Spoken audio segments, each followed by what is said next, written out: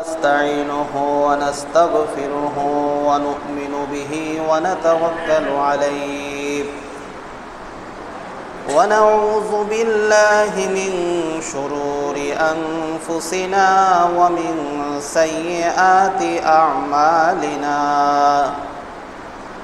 من يهده الله فلا مضل له ومن يضلله فلا هادي له ونشهد أن لا إله إلا الله وحده لا شريك له ونشهد أن سيدنا ومولانا محمدا عبده ورسوله أما بعد فأعوذ بالله من الشيطان الرجيم بسم الله الرحمن الرحيم إن الله وملائكته يصلون على النبي يا أيها الذين آمنوا صلوا عليه وسلموا تسليما اللهم صل على سيدنا محمد وعلى آل سيدنا مولانا اللهم صل على مولانا محمد وعلى آل سيدنا محمد لا إله إلا الله لا إله إلا الله لا إله إلا الله لا إله إلا الله لا إله إلا الله لا إله إلا لا إله إلا الله محمد رسول الله صلى الله عليه وسلم بلغ العلا بكماله كشف الدجى بجماله حسنت جميع خصاله صلوا عليه وآله الحمد لله মুআজ্জাজ মুহতারাম মুকাররম মুসাল্লিয়ান ইকরাম মহান আল্লাহ সুবহানাহু ওয়া তাআলার দরবারে অসংখ্য অগণিত শুকরিয়া আদায় করছি যে আল্লাহ তাআলা আমাদেরকে দুনিয়ার যাবতীয় দুনিয়াবি কাজ থেকে ফারিগ করে মহান আল্লাহ তাআলার প্রিয়ঘর মসজিদে আমাকে আপনাকে আসবার জন্য বসবার জন্য তৌফিক দান করেছেন। এজন্য সকলে সে মহান রব্বুল আলামিনের সুমহান দরবারে কালিমাতু শুকরিয়া আদায় করি, জোরে সোরে বলি আলহামদুলিল্লাহ। অসংখ্য অগণিত দরুদ ও সালাম বর্ষিত হোক বিশ্ব মানবতার মুক্তির কাণ্ডারি, বিশ্ব মানবতার মুক্তির দিশারি, বিশ্ব নবী জনাবে মুহাম্মদুর রাসূলুল্লাহ সাল্লাল্লাহু আলাইহি ওয়াসাল্লামের উপর। দোয়া এর ব্যাপারে আলোচনা চলছিল। ইমরান, সূরাতুল আলে ইমরান পবিত্র কোরআনের 3 নম্বর সূরা। এই সূরার তাফসীর প্রসঙ্গে প্রসঙ্গত দোয়ার ব্যাপারে আমরা আলোচনা করছিলাম। দোয়ার কত পাওয়ার, দোয়ার কত গুরুত্ব। এই পৃথিবীতে দোয়া করার মতো কেউ যদি দোয়া করতে পারে, এই দোয়ার পাওয়ার এত বেশি, এর সমতুল্য আল্লাহ তাআলার কাছ থেকে চেয়ে নেওয়ার আর কোনো মাধ্যম পৃথিবীতে নাই। দোয়ার মাধ্যম ছাড়া। ইমরান আল্লাহ পাক রব্বুল আলামিনের কাছে সন্তানের জন্য দোয়া করেছে, আল্লাহ তাআলা মারিয়ামের মতো সন্তান দান করেছে। এটা আপনারা সবাই ইতিমধ্যে জেনে গিয়েছেন। যারা জুমার আলোচনা মনোযোগ দিয়ে শুনেন তারা অনেক কিছুই ইতিমধ্যেই জেনে গিয়েছেন। জাকারিয়া পয়গম্বর আল্লাহ পাক রব্বুল আলামিনের কাছে সন্তানের জন্য দোয়া করেছেন, বয়স 110 বছর। আল্লাহ পাক রব্বুল আলামিন জাকারিয়া পয়গম্বরকে ইয়াহিয়া নামক সন্তান দান করে দিয়েছেন। এটা কি বানানো কথা না সূরাতুল আলে ইমরানের মধ্যে আল্লাহ তাআলা কোরআনের মধ্যে রেখে দিয়েছেন? কোরআনের কথা। এর ধারাবাহিকতায় আরেকজন মহামানবের জন্ম হয়েছে। এটা কোনো দোয়ার মাধ্যমে না, এটা অতি আশ্চর্যের একটা বিষয়। সেই সন্তানটা হয়েছে মা মারিয়ামের গর্ভ থেকে। সুবহানাল্লাহ বলেন। মা মারিয়ামের এই পৃথিবীতে বিবাহ হয় নাই, কোনো পুরুষের সংস্পর্শেও মা মারিয়াম তার জিন্দিগিতে কখনো যায় নাই। তথাপিও আল্লাহ পাক রব্বুল আলামিন মারিয়ামের গর্ভ থেকে একটা পৃথিবীর শ্রেষ্ঠ সন্তান দান করেছেন। বিষয়টা কত আশ্চর্যের! বিবাহ শাদী ছাড়া, পুরুষের সংস্পর্শ ছাড়া সন্তান গর্ভে ধারণ করা আদৌ সম্ভব না। কিন্তু আল্লাহ পাক রব্বুল আলামিন সূরাতুল আলে ইমরানের মধ্যে বুঝাইতে চাইলেন যে দুনিয়ার মানুষ, ইতিপূর্বে আমি যে আলোচনা করেছি সূরা আলে ইমরানের মধ্যে, ইমরান দোয়া করেছে, এ কারণে ইমরানের স্ত্রীর গর্ভে মারিয়ামকে দান করেছি। জাকারিয়া পয়গম্বর দোয়া করেছে, জাকারিয়া পয়গম্বরের স্ত্রীর গর্ভ থেকে ইয়াহিয়া সন্তানকে দান করেছি। আমি আল্লাহ পাক রব্বুল আলামিন পুরুষ এবং নারীর সংস্পর্শ ছাড়াও আমি আল্লাহ তাআলা সন্তান দান করতে পারি, সেই ক্ষমতাও আমি রব্বুল আলামিনের আছে। আল্লাহ তাআলা এইটা বুঝাইতে চাইলেন। এই পৃথিবীতে আরেকজন মহামানব আছেন, যাক এই পৃথিবীতে আগমনের পিছনে বাবাও নাই মাও নাই। বলতে পারেন কে? হযরত আদম নবী। রাইট। আদম আলাইহিস সালামকে আল্লাহ তাআলা যে সৃষ্টি করেছেন, আদম নবীর বাবাও নাই মাও নাই, পিতা মাতা বিহীন আল্লাহ পাক রব্বুল আলামিন আদম আলাইহিস সালামকে সৃষ্টি করেছেন। মা হাওয়া আলাইহিস সালামকে সৃষ্টি করেছেন আদম আলাইহিস সালামের বাম পাজরের একটা হাড় থেকে। সুবহানাল্লাহ। সহিহ বুখারীর হাদিস। আদম আলাইহিস সালামকে যখন আল্লাহ পাক রব্বুল আলামিন সৃষ্টি করলেন, আদম নবীর নাম আদম কেন হলো? মনে রাখবেন, আদম শব্দের অর্থ চামড়া। আদম শব্দের অর্থ কি? চামড়া। চামড়া, এই যে চামড়া। আদম নবীর নাম আদম কেন হলো, চামড়া কেন হলো? বোঝার বিষয় আছে না? মনোযোগ দিয়ে শুনতে হবে, তাইলে কিছু বোঝা যাবে, শেখা যাবে। আদম আলাইহিস সালামকে যখন আল্লাহ পাক রব্বুল আলামিন সৃষ্টি করবেন,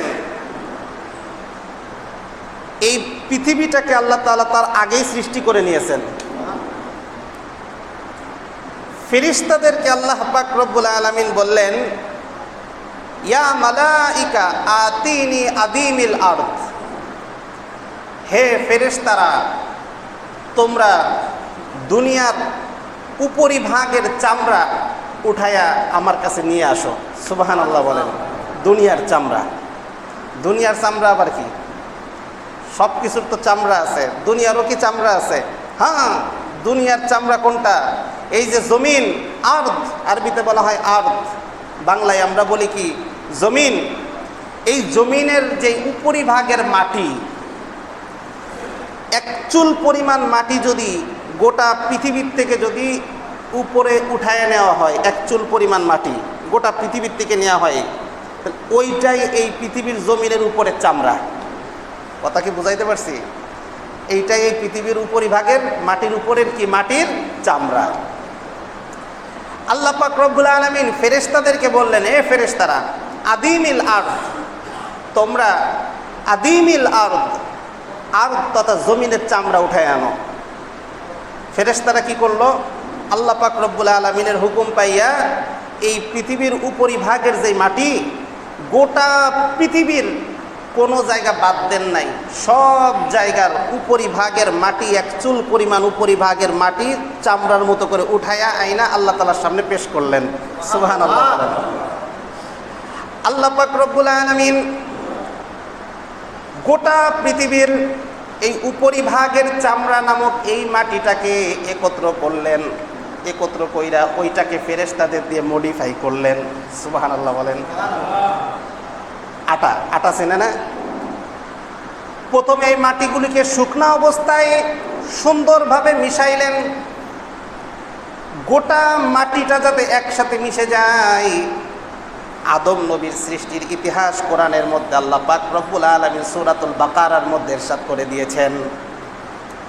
তাফসীরের কিতাবের মধ্যে লেখেন, এই পৃথিবীর উপরিভাগের চামড়া, এই মাটিটা যখন আল্লাহ পাক রব্বুল আলামিনের সামনে ফেরেশতারা পেশ করলো, আল্লাহ পাক রব্বুল আলামিন ফেরেশতাদের হুকুম দিলেন, এ আমার ফেরেশতারা, এই চামড়ার এই মাটিটা তোমরা খুব সুন্দরভাবে একটা মাটির সাথে আর একটা মাটি সুন্দরভাবে মিশিয়ে ফেলো।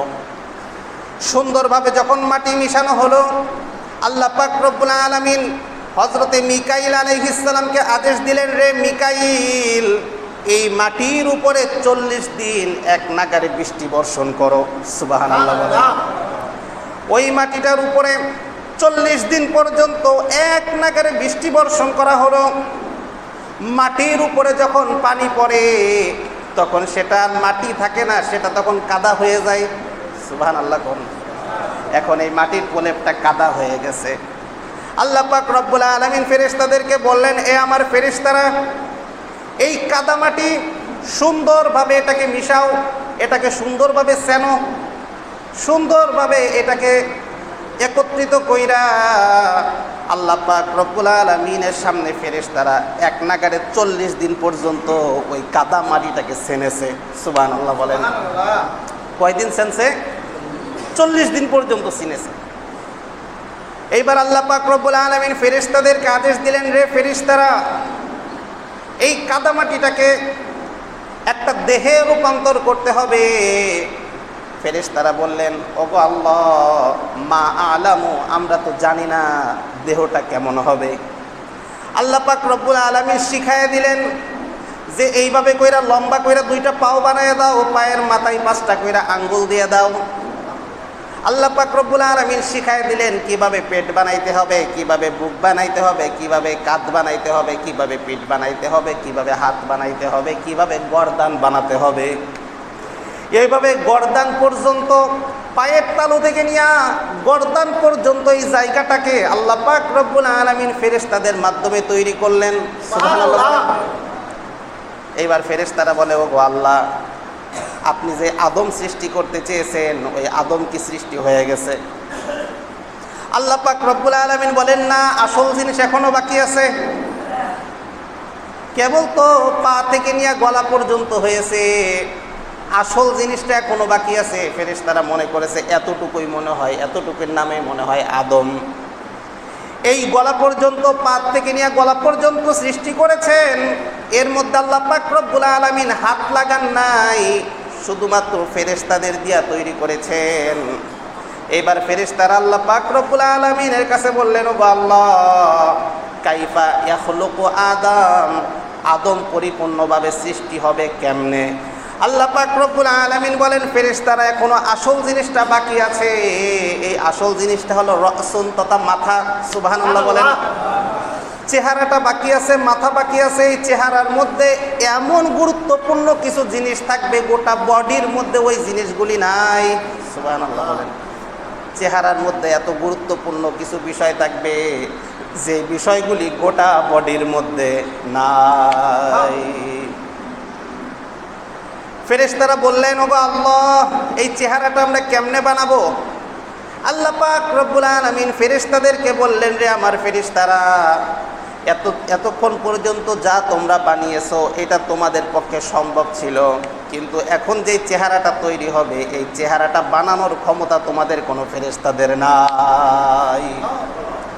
অতঃপর বুখারীর হাদিসের মধ্যে এসেছে খলাকাল্লাহু আদামা বিয়াদিহি, সুবহানাল্লাহ বলেন। আল্লাহ পাক রব্বুল আলামিন আদম নবীর এই চেহারাটা নিজের হাত দিয়ে বানাইলেন। এই পৃথিবীর আসমান সৃষ্টি করেছেন আল্লাহ পাক রব্বুল আলামিন, নিজের হাত লাগান নাই।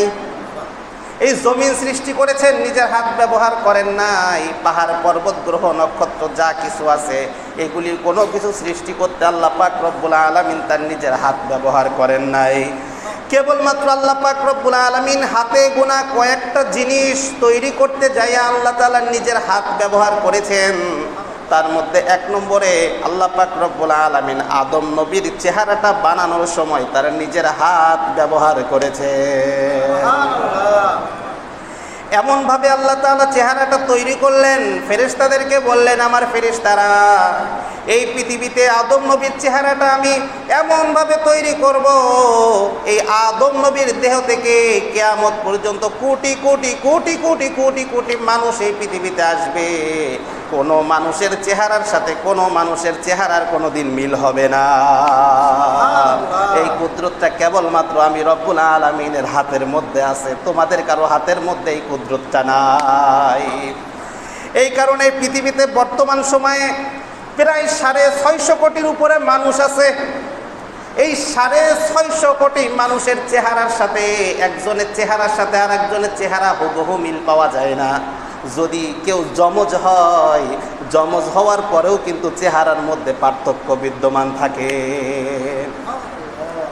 শুধু চেহারা নয়, শুধু চেহারা নয়, এই যে চোখ, একজন মানুষের চোখের সাথে আরেকজন মানুষের চোখ কোনোদিন মিলবে না।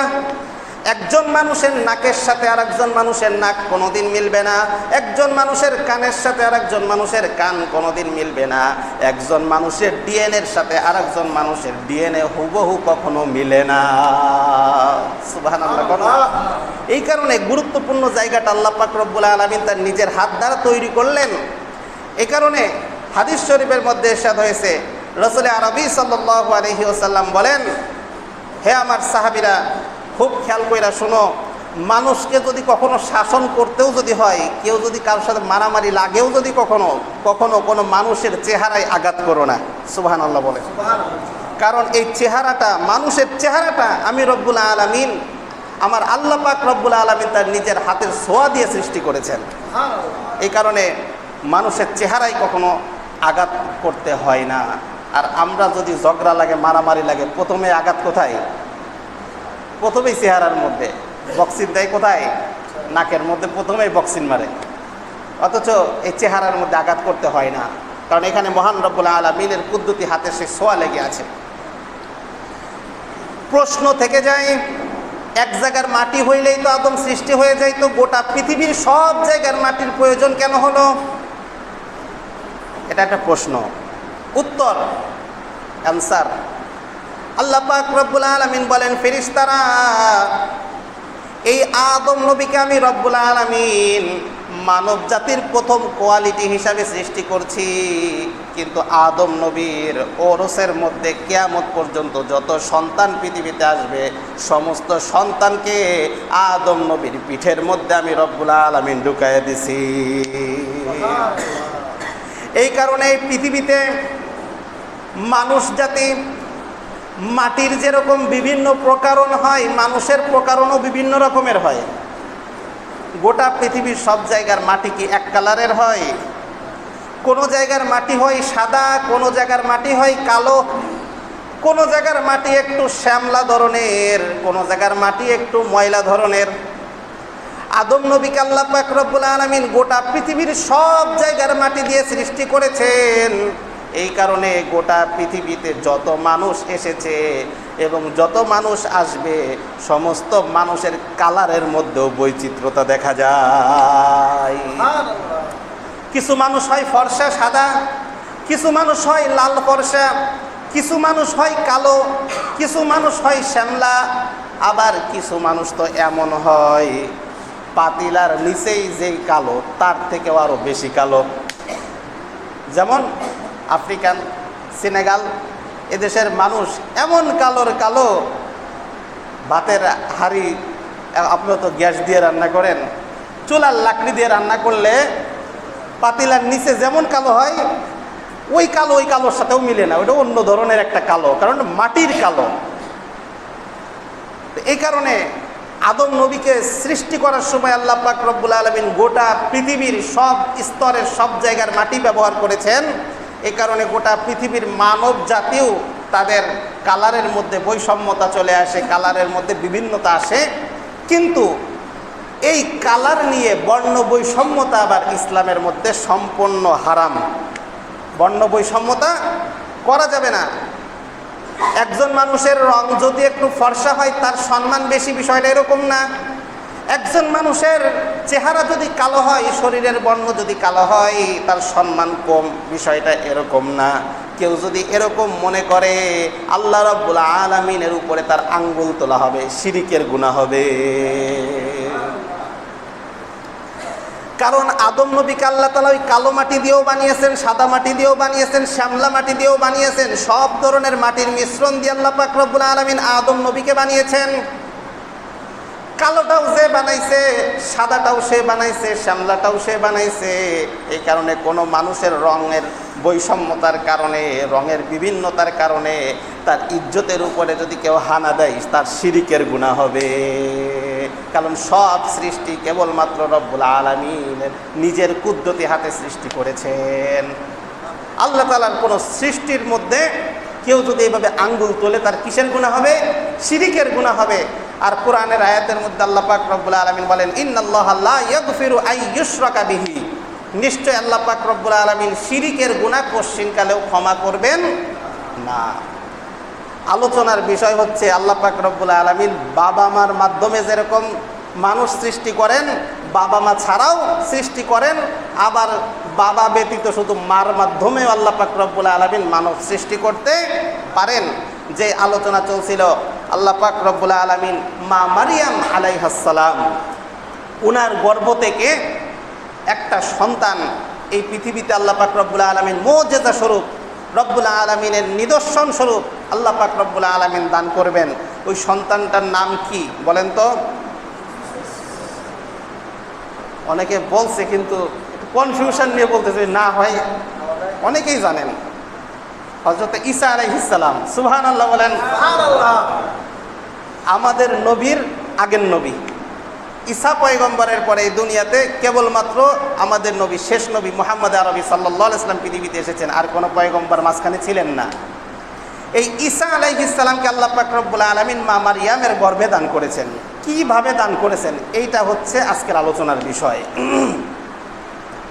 মারিয়াম আলাইহিস সালামের থাকার জায়গা কোথায় হয়েছিল বলেছিলাম? বাইতুল মুকাদ্দাস মসজিদের মেহরাবের সাথে একটা ঘর তৈরি করা হয়েছিল। আমাদের অবস্থা এমন হয়েছে, আলোচনা এক কান দিয়ে শুনি আর এক কান দিয়ে বের করে দিই, মনে থাকে না। অথচ এই বিষয়গুলি মনে রাখার দরকার। মুসলিম হিসাবে ইসলামের ইতিহাস, কোরআনের কিছু কথা আমাদের সবার মনে রাখা দরকার। আজগবি কিচ্ছা কাহিনী অনেকের মনে থাকে, যেগুলি কোরআন হাদিসের কোনো ভিত্তিই নাই, রং চং মেরে বলে, এগুলি খুব ভালো মনে থাকে। কিন্তু সরাসরি কোরআনের ভিতরে যে ইতিহাসগুলি এসেছে এগুলি আমাদের শুনলে মজাও লাগে না, মনেও থাকে না, অথচ এগুলি মনে রাখার দরকার। বাইতুল মুকাদ্দাস মসজিদের মেহরাব, এই যে এটাকে বলা হয় কি মেহরাব, এই মেহরাবের সঙ্গে রুম তৈরি করে দেওয়া হয়েছিল মা মারিয়াম আলাইহিস সালামের। বিবাহ শাদী হয় নাই, ওইখানে রব্বুল আলামিনের ইবাদত বন্দিগি করে। আর বাইতুল মুকাদ্দাস তথা মসজিদুল আকসা, জেরুজালেমের মসজিদ, যেই মসজিদ নির্মাণ করেছেন হযরতে সুলাইমান আলাইহিস সালাম। দুই একজনের মনে আছে। আলোচনা হিট করতেছে না। গতকালকে হুজুর আলোচনা করছিলেন যে এই আলোচনা ওয়াজ কলবে লাগাইতে হবে। বিষয়টা বোঝা গেছে? এটা কোথায় লাগাইতে হবে? কলবে লাগাইতে হবে। কান সুখের নাম কোনো ওয়াজ বা আলোচনা না। আলোচনার মাধ্যমে যদি কিছু শেখা যায়, জানা যায়, আমল করা যায়, জীবনের পরিবর্তন হয়, সেটার নাম হলো ওয়াজ। এটা ছাড়া বাকি যা আছে সব কি আওয়াজ। মারিয়াম আলাইহিস সালাম একদিন গোসল করে তার হুজরার মধ্যে বসে তাসবিহ তাহলিল আদায় করতেছে। ইতিমধ্যে একজন আগন্তুক অপরিচিত মানুষ, যাকে মারিয়াম জীবনে কোনোদিন দেখে নাই, এমন একজন মানুষ মারিয়ামের হুজরার মধ্যে প্রবেশ করছে। হুজরার দরজা লাগানো, উপরে সিলিং সবই ঠিক আছে, কোনো জায়গায় কোনো ফাঁক ফোক ছিদ্র কিছুই নাই, কিন্তু রুমের মধ্যে আগন্তুক একজন মানুষ হঠাৎ করে সে দণ্ডায়মান হয়ে গেছে। এরকম যদি পরিস্থিতি হয়, একজন মেয়ে মানুষ একাকী রুমের মধ্যে অপরিচিত একজন পুরুষ মানুষ যদি এইভাবে যদি চলে আসে, তার অবস্থাটা কেমন হবে? মারিয়াম আলাইহিস সালাম তো তাকওয়াবান, পরহেজগার, সে তো আরো বেশি ভয় পেয়ে গেছে, যে কোত্থেকে আসলো। মারিয়াম এই পুরুষটাকে দেখার সাথে সাথেই বললেন, ক্বালাত ইন্নী আউযু বিররহমানি মিনকা ইন কুনতা তাকিয়া। কে তুমি? ইন্নী আউযু বিররহমান, আমি রব্বুল আলামিনের কাছে তোমার থেকে পানা চাইতাছি, যদি তোমার ভয় থাকে, তুমি যদি আল্লাহকে ভয় করে থাকো, তাহলে এখান থেকে বের হয়ে যাও। লোকটা প্রতিমধ্যে মারিয়ামকে জবাব দিয়ে বললেন, ক্বালা আনা রাসূলু রব্বিক, আমি তোমার রবের পক্ষ থেকে একজন বার্তাবাহক। সুবহানাল্লাহ বলেন। এরপরে এমন একটা কথা বলছে, শুইনা মারিয়াম আসমান থেকে পড়ছে। কি বলে? লি আহাবালাকি গুলামাং জাকিয়া, আমি তোমাকে একটা পুত্র সন্তানের সুসংবাদ দিতে এসেছি। সুবহানাল্লাহ কইবেন না নাউজুবিল্লাহ? সুবহানাল্লাহ তো আমরা বলছি, আমরা তো বিষয়টা বুঝতেছি। মারিয়াম এই কথা শোনার পরে কি সুবহানাল্লাহ বলবে না নাউজুবিল্লাহ বলবে না আস্তাগফিরুল্লাহ বলবে? মারিয়াম তো শুই না বলতেছে আস্তাগফিরুল্লাহ আস্তাগফিরুল্লাহ। বলে কি? আমার বিবাহই হয় নাই, লাম ইয়ামসাসনি বাশার, কোন পুরুষ। সূরা মারিয়ামের মধ্যেই আলোচনা এসেছে, সূরাতুল মারিয়াম। লাম ইয়ামসাসনি বাশার ওয়া লাম আকু বাগিয়া, কোন পুরুষ আজ পর্যন্ত আমাকে স্পর্শ করে নাই। ওয়ালাম আকু বাগিয়া, আমি কোনো চরিত্রহীনাও না। কেমনে আমার সন্তানের সুসংবাদ তুমি দাও? আমি তোমার কাছে ভয় করছিলাম ছোটটার, তুমি তো বড়টার ভয় দেখাইতেছো, ঠিক কিনা? ছোটটার ভয় পাচ্ছিলাম, তুমি তো বড়টার ভয় দেখাচ্ছ। এ কথা যখন ওই আগন্তুক মানুষটাকে বললেন, আচ্ছা আগন্তুক মানুষটাকে, তার একটা পরিচয়ের ব্যাপার আছে না? এই লোকটা আসলে কে? কে আসলো? এই লোকটা আর কেউ না, এই লোকটা সোয়া লক্ষ আম্বিয়া ইকরামের কাছে আল্লাহ পাক রব্বুল আলামিনের পক্ষ থেকে ওহী নিয়ে এসেছেন। সুবহানাল্লাহ। ইনি কোনো মানুষ না, ইনি হযরতে জিবরাইল আলাইহিস সালাম, ফেরেশতা। ফেরেশতাদের কোনো জৈবিক চাহিদা নাই, ফেরেশতাদের কোনো পানাহারের প্রয়োজন নাই, ফেরেশতাদের কোনো ঘুমানোর প্রয়োজন নাই। আল্লাহ পাক রব্বুল আলামিন কোনো একজন ফেরেশতাকে কোনো জৈবিক চাহিদাও দান করেন নাই। ওরা নারীও না, ওরা পুরুষও না, ওরা হিজড়াও না, ওরা আল্লাহ পাক রব্বুল আলামিনের পক্ষ থেকে সম্মানিত ফেরেশতা। সুবহানাল্লাহ বলেন। সম্মানিত ফেরেশতা, নূরের তৈরি। ফেরেশতাদেরকে আল্লাহ তাআলা কি দিয়ে তৈরি করেছেন? নূরের তৈরি। এই জিবরাইল ফেরেশতা মানুষের সূরতে আল্লাহ পাক রব্বুল আলামিন সূরাতুল মারিয়ামের মধ্যে ইরশাদ করেন, ফাআরসালনা ইলাইহা রূহানা ফাতামাসসালা লাহা বাশারান সাওয়্যা। আল্লাহ পাক রব্বুল আলামিন বলেন, ফাআরসালনা ইলাইহা, আমি মারিয়ামের রুমের মধ্যে পাঠাইছি আমার পক্ষ থেকে একজন বার্তাবাহক। ফাতামাসসালা লাহা বাশারান সাওয়্যা, আর সে একজন মানুষের বেশে মারিয়ামের পক্ষের মধ্যে প্রবেশ করেছে। মারিয়াম যখন ভয়ে থরথর করে কাঁপতেছে, চোখ দিয়ে অঝরে পানি বের হচ্ছে, কেমন সংবাদ তুমি শুনাইলা? আমার বাবা দীর্ঘদিন পর্যন্ত বাইতুল মুকাদ্দাসের ইমামতি করেছেন ইমরান, আমি হচ্ছে তার মেয়ে, আর আমার খালু জাকারিয়া পয়গম্বর বর্তমান জমানার নবী। সুবহানাল্লাহ বলেন। একজন নবীর বাগ্নী হইয়া, একজন ইমামের মেয়ে হয়ে যদি আমার এই অবস্থা জেরুজালেমের মানুষ যদি শোনে, জুতার বাড়ি একটাও নিচেই পড়বে না, ঠিক কিনা? একটাও কি নিচেই পড়বে? মারিয়াম কাঁদতেছে, শরীরটা থরথর করে কাঁপতেছে। ওই ফেরেশতাটা জিবরাইল আমিন মারিয়ামকে আশ্বস্ত করে বলতেছে, রে মারিয়াম, ভয়ের কোনো কারণ নাই, চিন্তার কোনো কারণ নাই, একটা সুসংবাদ তুমি শুনে রাখো। কি সুসংবাদ? আল্লাহ পাক রব্বুল আলামিন সূরাতুল আলে ইমরানের মধ্যে বর্ণনা করছেন, ওয়া ইয ক্বালাতিল মালাইকাতু ইয়া মারইয়ামু ইন্নাল্লাহা আসতাফাকি ওয়া তাহহারাকি ওয়াসতাফাকি আলা নিসাইল আলামিন। সুবহানাল্লাহ। ফেরেশতা জিবরাইল বলতেছেন, ইয়া মারইয়ামু, হে মারইয়াম, ইন্নাল্লাহা আসতাফাকি, নিশ্চয়ই আল্লাহ পাক রব্বুল আলামিন তোমাকে মনোনীত করেছেন। ওয়া তাহহারাকি, তুমি নিজের সতীত্বের ব্যাপারে জেরুজালেমের মানুষের কাছে তুমি ভয় পাচ্ছ, অথচ তুমি শুনে রাখো, ওয়া তাহহারাকি, স্বয়ং রব্বুল আলামিন তোমার ইজ্জতের ব্যাপারে বলতেছেন। সুবহানাল্লাহ বলেন। তোমার মতো পবিত্র, ওয়াসতাফাকি আলা নিসাইল আলামিন, বর্তমান গোটা পৃথিবীতে যত নারী সমাজ আছে, তোমার মতো পবিত্র কোনো নারী এই পৃথিবীর জমিনে নাই। জিবরাইল ফেরেশতা বলতেছে।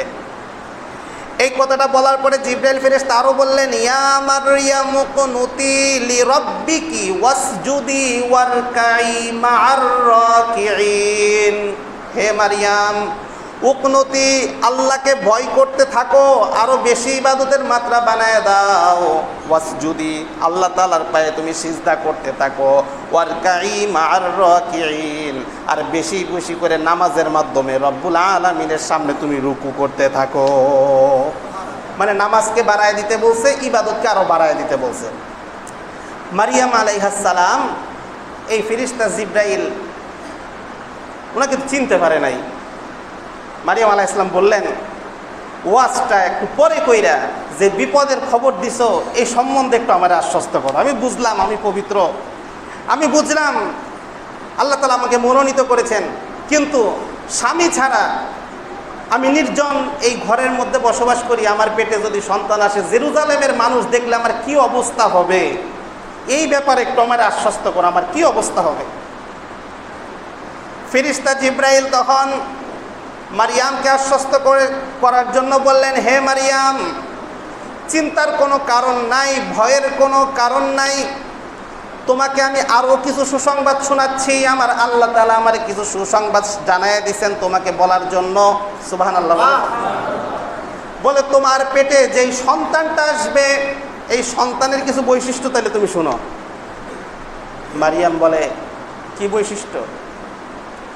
জিবরাইল ফেরেশতা বলেন, ওয়ায়ুআল্লিমুহুল কিতাবা ওয়াল হিকমাতা ওয়াত তাওরাতা ওয়াল ইনজিল।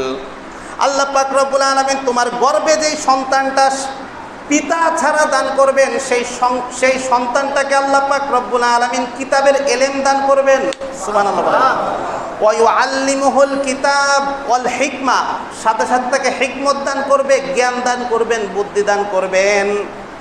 ওয়াত তাওরাতা ওয়াল ইনজিল, এবং তাওরাত এবং ইনজিল এই দুইটা কিতাবের সমস্ত জ্ঞান এই তোমার গর্ভের শিশুটাকে আল্লাহ পাক রব্বুল আলামিন দান করে দিবে।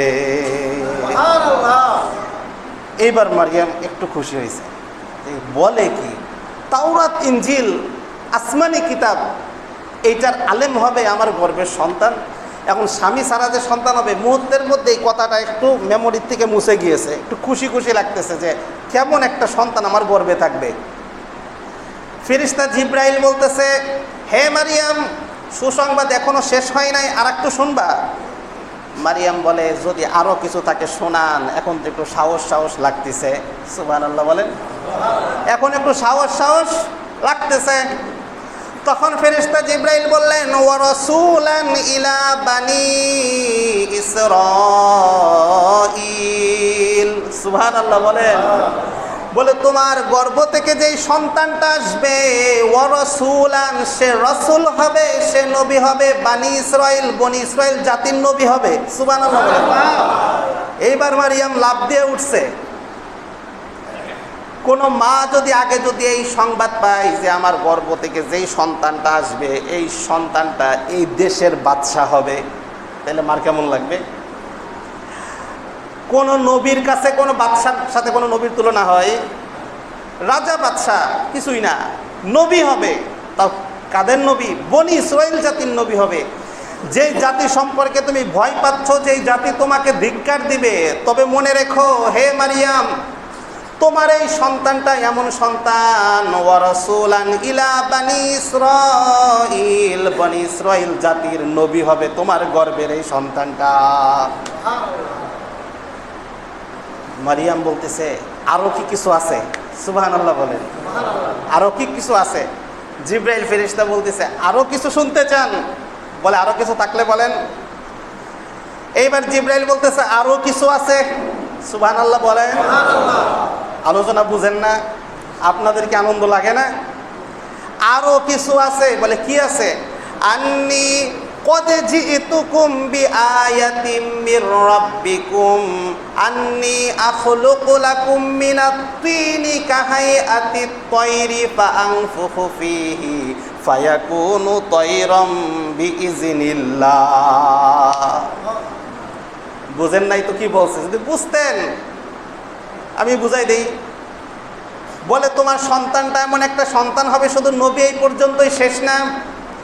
আখলুকু লাকুম মিনাত তিন কাহাইআতিত তায়র, তোমার এই সন্তানটা মাটি দিয়া মাটির পাখি বানাবে।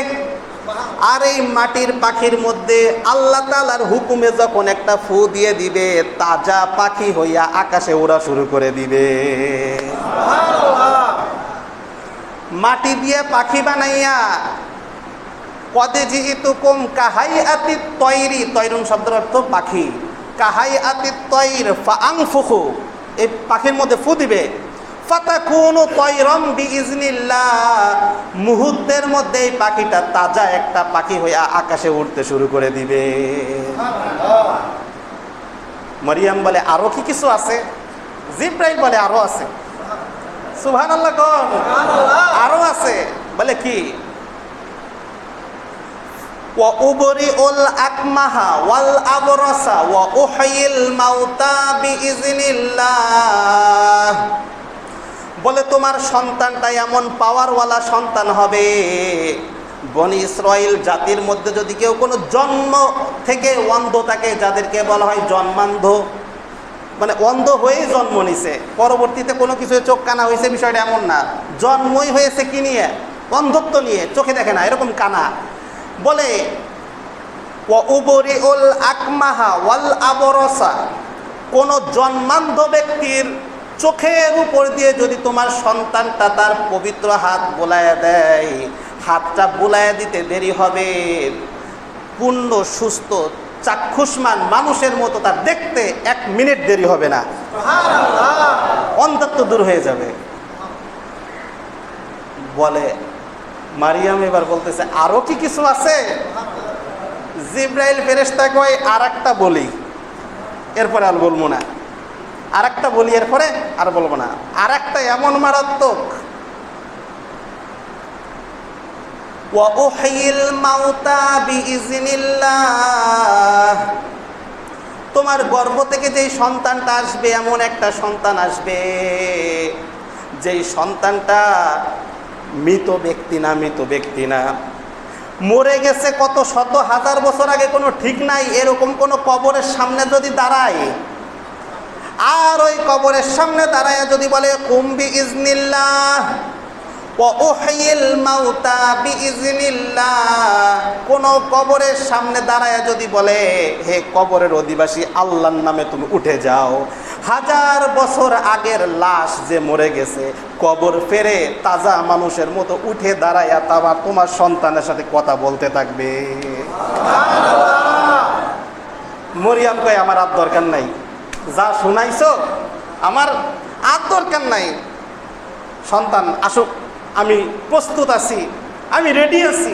এরকম একটা সন্তান যদি আল্লাহ তাআলা আমার গর্ভে দেয়, যত বিপদ আপদ আসুক আমার কোনো টেনশন নাই, কোনো চিন্তা ভাবনা নাই।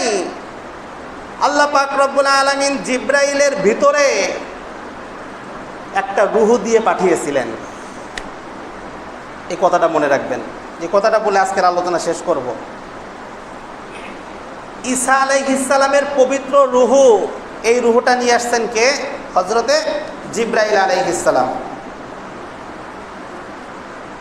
এই রুহুটা মনে রাখেন, ওই যে আদম আলাইহিস সালামকে সৃষ্টি করেছিল আল্লাহ তাআলা মাটির চামড়া দিয়ে, বলছিলাম না? আদম নবীর যখন চেহারা টেহারা পুরো বডি যখন সৃষ্টি হয়েছে, তৈরি হয়েছে, তখন আল্লাহ পাক রব্বুল আলামিন আদম নবীর দেহের মধ্যে যখন আদম আলাইহিস সালামের রুহুটা ঢুকাইছে, আদম নবী 40 দিন পর্যন্ত এভাবে শুয়ে আছে মূর্তির মতো, ওর মধ্যে তো রুহু নাই, মাটির মূর্তির মতো 40 দিন শুয়ে আছে। ওইটার আবার আগুনেও পুরাইছে, ওইটার আবার বৃষ্টিতে ভিজাইছে। পুরুষ জাতি যাতে আগুনে পুরেও কাজ করতে পারে, কঠিন রৌদ্রের মধ্যেও যাতে কাজ করতে পারে, বৃষ্টি বাদলার মধ্যেও যাতে কাজ করতে পারে, আল্লাহ পাক রব্বুল আলামিন এই কারণে আদম নবীর দেহটাকে 40 দিন পর্যন্ত ভিজাইছে, 40 দিন পর্যন্ত পুরাইছে, আবার ভিজাইছে, আবার পুরাইছে। সুবহানাল্লাহ।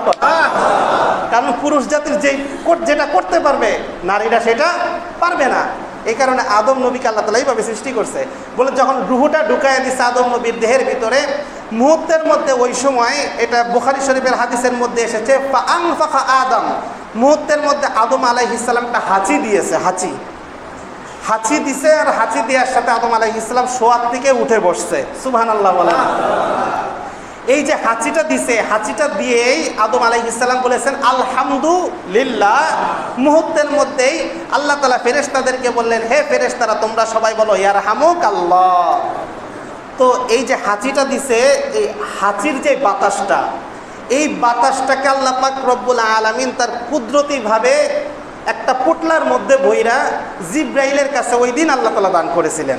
সুবহানাল্লাহ বলেন।